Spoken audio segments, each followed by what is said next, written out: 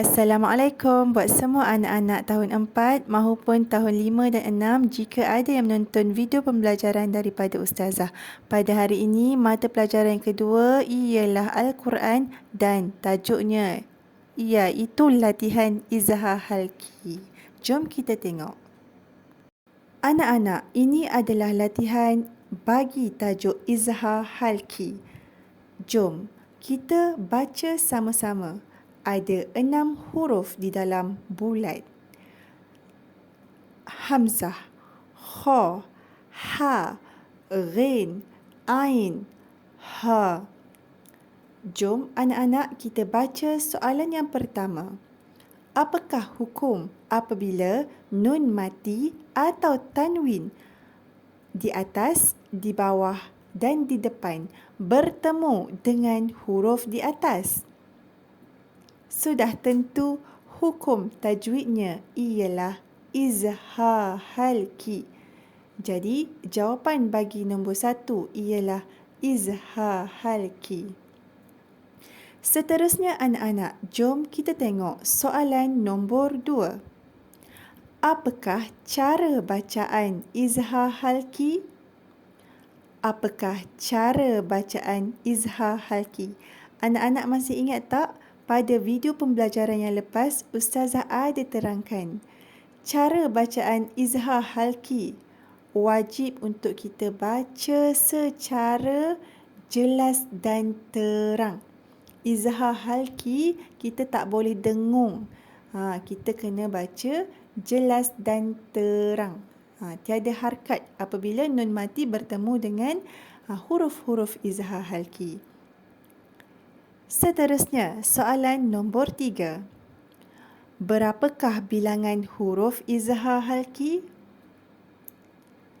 Soalan ni senang sangat. Cuba tengok bulatan di atas tu ada 6 kan?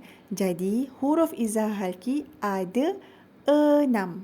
Jawapan bagi soalan nombor 3 ialah 6 huruf izhar halki, iaitu Hamzah, Kha, Ha, Ghin, Ain dan akhir sekali Ha. Seterusnya, soalan nombor 4. Pilih 7 kalimah yang mengandungi hukum izhar halki. Pilih 7 kalimah yang mengandungi hukum izhar halki. Yang pertama, Sami'un alimun.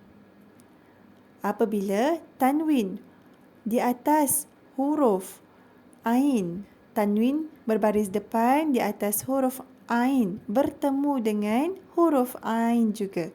Jadi tanwin bertemu huruf Ain ialah izhar halki.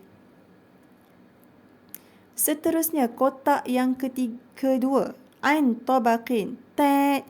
Yang ini bukan izhar halki. Di sebelahnya pula, Ain hu, nun mati bertemu dengan ha. Jawapannya ya, ini adalah izhar halki. Apabila nun mati bertemu dengan ha, maka ia ialah izhar halki dan kena baca secara jelas dan terang, tak boleh dengun. Anhu, betul. Ahu, salah. Kena baca jelas dan terang. Anhu. Dah ada 2 izhar halki. Jom kita cari lagi 5 izhar halki. Seterusnya, min ayyi. Min ayyi. Nun mati bertemu dengan alif.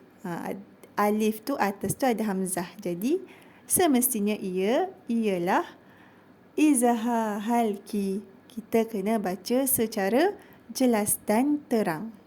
Dah ada 3 izhar halki. Jom kita cari yang seterusnya. Kana. Nun mati bertemu dengan kaf. Adakah kaf huruf izhar halki? Bukan huruf izhar halki. Huruf kaf bukan huruf izhar halki. Jadi, kana dibaca dengan dengung sebabnya dia bukan huruf izhar halki. Okey, seterusnya. An khalaqa. Nun mati bertemu dengan huruf kha. Jadi, Semestinya izhar halki yang keempat yang kita jumpa hari ini. An qalaqa. Kena baca secara jelas dan terang. Seterusnya. Wujuhun yawma izin. Tanwin di atas huruf ha. Ha bulat tu kan bertemu dengan ya. Adakah ya huruf izhar halki? Tidak. Jadi ini ialah bukan izhar halki.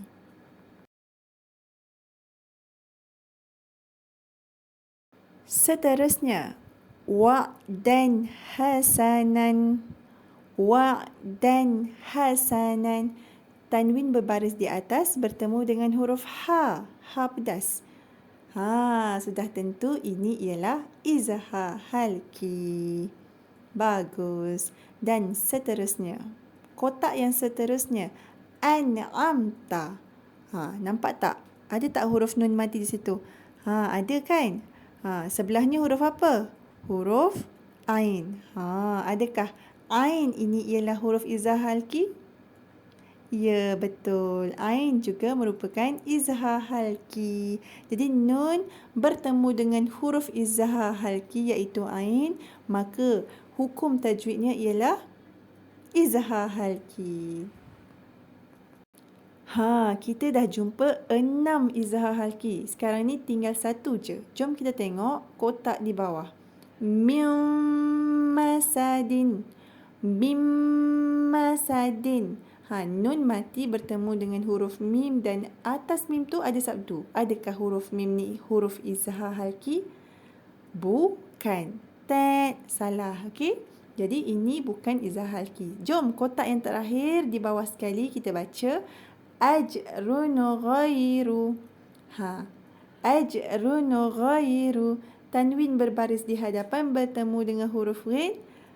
Sudah tentu izhar halki. Bagus. Sekarang ni dah lengkap 7 kalimah kita jumpa yang ada hukum izhar halki. Alhamdulillah, selesai sudah pembelajaran bagi kedua-dua mata pelajaran kita pada hari ini.